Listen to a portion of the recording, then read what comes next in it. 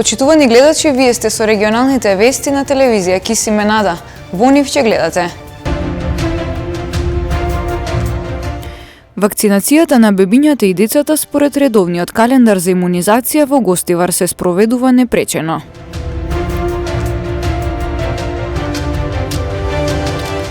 Во Државниот универзитет во Тетово беше одржана меѓународна конференција во рамки на проектот Цветање на уметноста.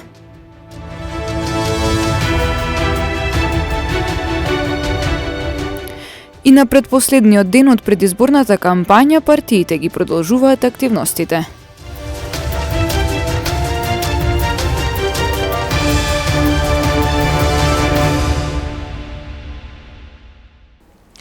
Вакцинацијата на бебињата и децата според редовниот календар за имунизација во Гостивар се спроведува непречено. Се уште постои одреден отпор кон МРП вакцината, но лекарите оценуваат дека проблемот постепено се надминува. Редовната имунизација на бебињата и децата против заразни болести во Гостивар се одвива во рамки на предвиденото. Од службата за вакцинација на здравствениот дом информираат дека состојбите со коронавирусот досега немале значително влијание врз текот на работата. Имунизацијата, значи, на бебињата и на малите деца и школската вакцинација се тече нормално. Сега веќе се работи и по пунктеви, се вакцинираат бебињата од 0 до 5 години. Школската вакцинацијата иста е почната, значи првачињата прво оделение, веќе и второ гледам се вакцинираат, значи таа вакцинација се тече нормално како што е ред.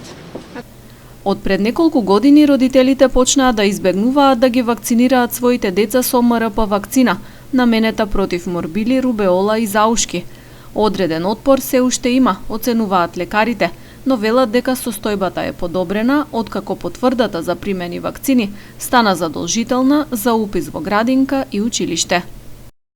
Се уште има отпор, малку можда ограничувањата од Министерството за здравство што се запишување на школа во градинка, малку повеќе ги натера родителите и сепак мислам дека и тие родители што има отпор и што ги примеа вакцината заради тие причини, сигурна сум дека нема никакви проблем нивните деца, што значи дека кој сака и кој што може и треба да се ја прима таа вакцина. Ако има веќе некаков отпор, затоа што сметам дека уште некако има така една отпор од родителите за примање на МРП вакцината. Доктор Богдановска апелира родителите да ги носат децата редовно на вакцина и вели, ако детето е настинато, тогаш вакцинирањето се одложува, а вакцина не се дава само ако доколку има тешки алергиски реакции. Секој здраво дете кое што не е болно може слободно да ја прими вакцината. Болно мислам на некоја акутна болест, што е сега, во моментот на вакцинирањето, температура, пијат сируп или па имат некоја тешка алергиска реакција на нешто или на лекови или на храна, тоа. Иначе нема никакво ограничување друго за МРП вакцина и за секоја друга вакцина.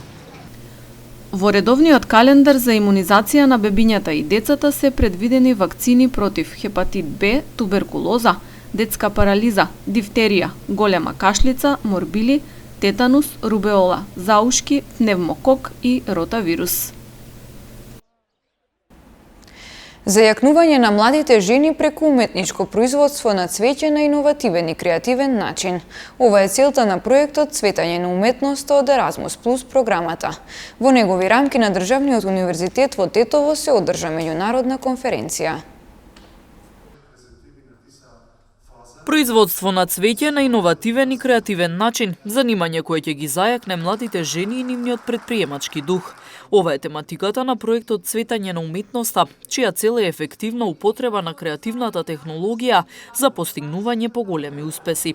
На Државниот универзитет во Тетово во рамки на проектот се одржа меѓународна конференција. Денеска имаме презентација на проектот од меѓународната, значи од Европската унија, каде што имаме партнери од Европската унија, од Италија, Бугарија и од Турција. Значи се работи за ефективна употреба на креативната уметност и технологија за одгледување и маркетинг од цвеќарството. Значи се работи за проекти кои што се од соработка за иновации и размена на добри практики, односно К2 Erasmus проекти кои што се значи за стратешко партнерство за младите. Значи проектот промовира образование за предприемништво, социјално предприемништво и непрофитни активности меѓу младите жени. Проектот е дел и е финансиски поддржан од Erasmus Plus програмата. Министерот за финансии Фатмир Бесими и директорот на Дирекцијата за технолошки и индустријски развојни зони Јован Деспотовски го представија новиот стратешки зелен инвестицијски фонд на ТИРС за поддршка на инвестиции. Овој фонд е дел од планот за забрзан економски раст на владата, а негова намена е за привлекување странски и домашни инвеститори. Фондот ќе биде наменет за креирање на поттикнување на инвестиции. Зелени објекти, зелени технологии, зелена инфраструктура. Дополнително работиме на посебна програма со која што исто така во рамки на Зелениот стратешки инвестицијски фонд наменета за средни и за големи домашни компании, чија што цела да ги поттикне, односно да поттикне заекнување на нивните технолошки капацитети преку конкретни инвестиции, за да можат поефикасно се вклучат во вредностните синџири на глобално ниво. Механизмот ќе функционира на начин на кој што Зелениот стратешки инвестицијски фонд, каде што државата и приватни институционални инвеститори ќе соработуваат заедно. И она што сакам да го потенцираме дека одлуките ќе се носат од страна на стручен панел, че не од страна на државата, не од мене како директор или било кој министер или државен службеник, че одлуките за инвестицијските проекти се ги носи стручен панел.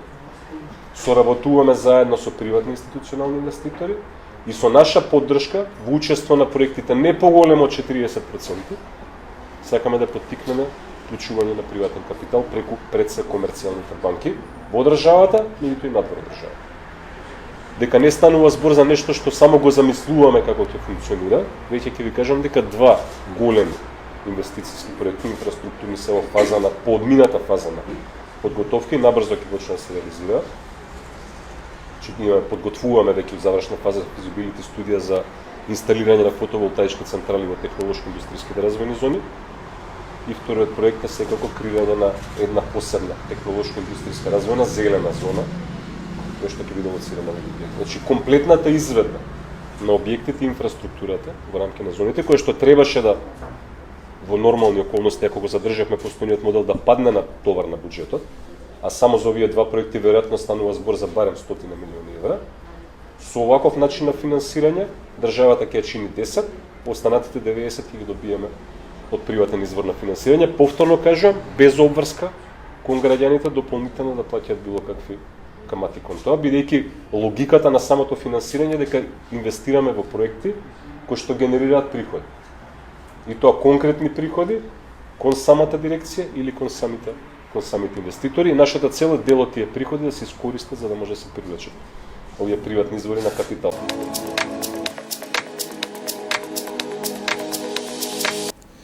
Движењето Беса во Тетово организираше победнички марш кој го предводеше лидерот на партијата, воедно и кандидат за градоначелник на Тетово Билјел Касами, заедно со представници на Алијанса за албанците.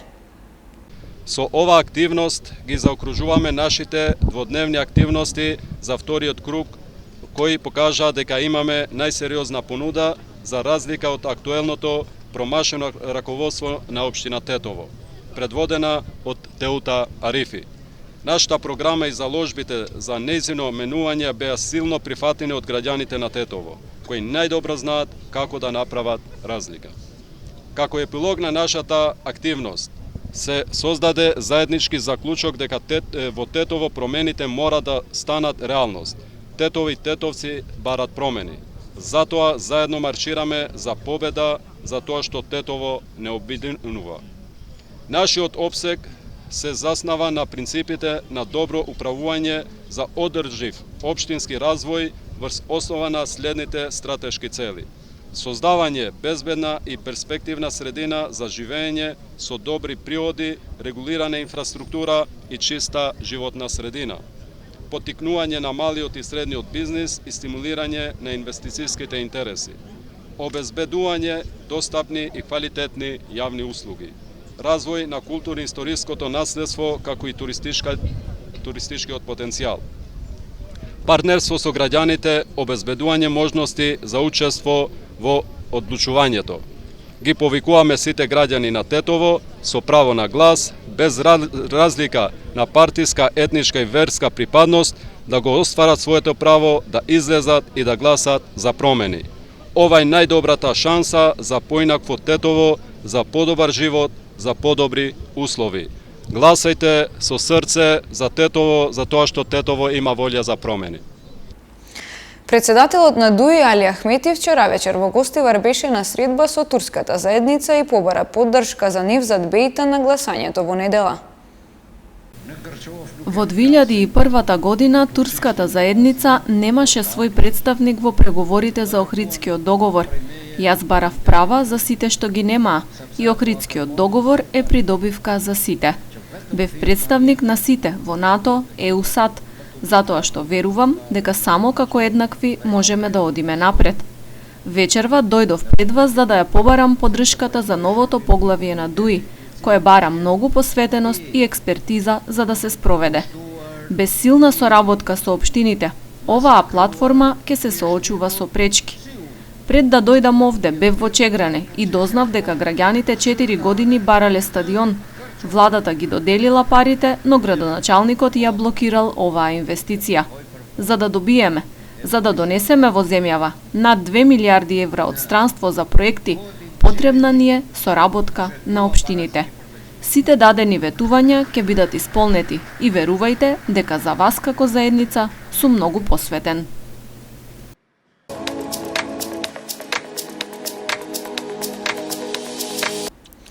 Тетовскиот мултимедијален уметник Глигор Кондовски го издаде неговиот 7ми музички албум насловен како Ноќен пејсаж. Албумот содржи 5 композиции во амбиентален џез стил, а албумот е направен во соработка со џез музичарот и тромбонист Владан Дробицки. Nightscape или Ноќен пејсаж. Вака е насловен новиот албум 7ми поред на тетовскиот мултимедијален уметник Глигор Кондовски. Карактеристично за овој музички албум на Кондовски е тоа што 5 композиции кои го сочинуваат истиот се во амбиентален џез стил. Композитор на албумот е Кондовски, кој воедно е изведувач во соработка со џез музичарот и тромбонист Владан Дробицки, додека пак на албумот се работело околу месец и половина. Изданието е само дигитално. Тоа е PMG Recordings на Мирко Попов, кој е продуцентот е Мирко Попов, а инаку е PMG како посебен дел во лейбелот е PMG Jazz. Значи за PMG Jazz е издаден албумот. 5 композиции се, тоа е некој вид на амбиентален саундскейп джез момент, но највеќе джез моментот е во тромбонот, кој што го свири Владан Дробицки и е во соработка со, мислам, музиката е моја, јас сум композитор на сите 5 композиции и Владан Дробицки е тука влегува како тромбонист, како изведувач. И горе-долу и јас сум изведувачот на виолината што се појавува во албумот. Снимен е во моето студио, јас сум продуцент на самата музика. Кондовски вели дека се уште јавноста не е доволна запознаена со ваков тип на музика и смета дека уметниците треба да добијат поголемо медиумско внимание. Помислам дека македонската публика мислам дека се уште не е созреана за ваков тип на музика. Поготово надвор од Скопје, значи локалните, еве конкретно за Тетово. Мислам дека потребно е време, иако ние секако се вадиме со пандемијата, но пандемијата никогаш не била проблем. А таа нема да биде проблем и понатаму за културата да созре на едно малку повисоко ниво и да се работи на свеста. Мислам дека таа структура и тие жанрови кои што се поспецифични, што се нормални за светската сцена, за светската музичка сцена, мислам дека кај нас се уште многу слабо продираат, иако сме мал пазар. Не мора да значи, има и мали земји каде што продира оваа сцена. Мислам дека малку повеќе треба медиумите да посветат внимание. Инаку Глигор Кондовски е мултимедијален уметник со импресивна биографија, кој покрај музика се занимава и со филм и со фотографија. Недоразбирање во сообраќајот, расправи околу влегување во автобус, нерасчистени имотно-правни односи, причини за неколку физички напади во текот на вчерашниот ден во Полошко. Полициски службеници на СВР Тетово во Тетовско Милетино привеле 42-годишник од Сараќино, кој претходно на патот за Тетовско Блаце физички нападнал 66-годишен соселанец, а поради недоразбирања во сообраќајот. Тој бил задржан во полициска станица за целосно расчистување и документирање на случајот, пошто ќе му биде изготвен соодветен поднесок.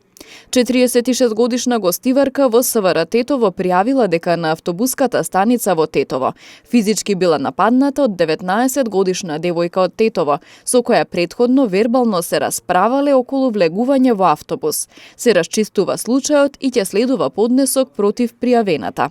60-годишникот гостиварска Горна Бањица пак бил повикан во полициска станица, затоа што во дворот пред семејната куќа физички нападнал 72-годишник од истото село, инаку негов сосед. Според пријавеното, напаѓачот користел и дрвен предмет, а причина за нападот биле нивни претходни нерасчистени имотно-правни односи. Се преземаат мерки за расчистување и документирање на случајот и против 60-годишникот ќе следува соодветен поднесок. Во полицијата 26-годишникот гостиварско Форино пријавил дека на патот за соседното село Корито со остар предмет му се заканил по животот негов соселанец на возраст од 40 години. Се расчистува и овој случај, информираат од СВР Тетово. 13.289 лица биле казнети за неносење заштитна маска за период од 9 месеци. Во овој период и 35 мина сториле кривично дело пренесување заразна болест. Во 9 месеци од годинава на подрачјето на секторот за внатрешни работи Тетово евидентирани и соодветно расчистени се вкупно 197 кривични дела, непостапување според здравствени прописи за време на епидемија, казни по член 206 од Кривичниот законник, а за кои е предвидена парична или казна затвор до 1 година. Од нив 111 се на тетовското подрачје, додека 86 на гостиварското. Покрај ова во овој период регистрирани се и 35 кривични дела во Тетовско пренесување заразна болест, за кои согласно член 205 од Кривичниот законник предвидена е парична или казна затвор до 3 години. Овие кривични дела биле заокружени со 230 кривични пријави против 308 сторители, од кои 211 во Тетовско и 97 во Гостиварско. Во периодот за кој станува збор за непочитување на владината мерка, односно одлука за спречување на ширењето на COVID-19 со задолжително носење на заштита на лицето, биле изготвени вкупно 13.289 поднесоци, од кои 7.733 во Тетовско и 5.556 во Гостиварско.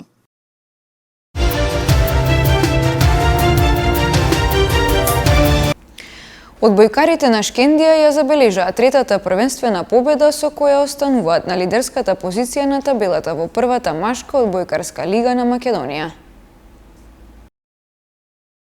Одбојкарите на Шкендија продолжуваат со одличните игри во првата машка одбојкарска лига на Македонија. Тетовскиот клуб во рамки на третото првенствено коло забележа уште една максимална победа од 3:0, овој пат против Угада Штип. Шкендија лошо го отвори првиот сет и речиси во целиот негов тек имаше негатива, но сепак на крајот успеа да го освои со 25:23. Во вториот и третиот сет Шкендија беше убедлива и ги доби со 25:20 и 25:19. Со оваа победа Шкендија останува на лидерската позиција на табелата со максимални 9 поени и без ниту еден изгубен сет. Вижте, вторија трет ралази, да ме фон не фактики штвирам пак и се дајат. Ова е трета победа со ред, мисливме дека противникот ќе ни биде лесен, но тоа не се случи на терен, но сепак победивме со 3:0, ги искористивме нашите шанси и ни беше сосема заслужена победата за нас.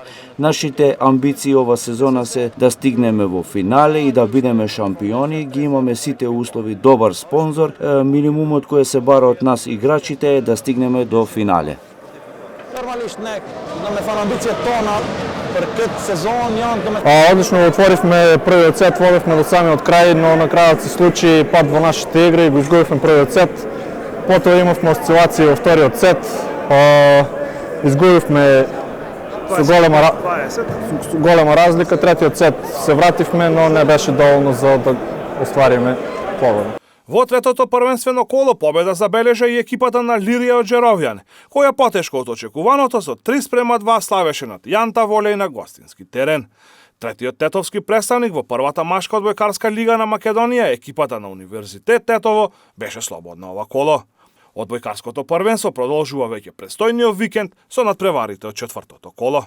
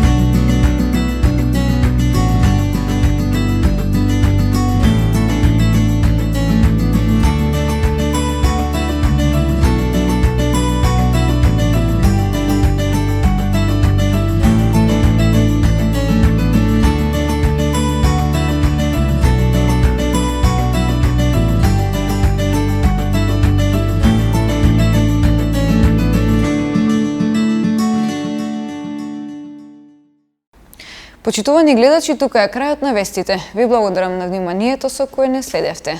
Пријатно!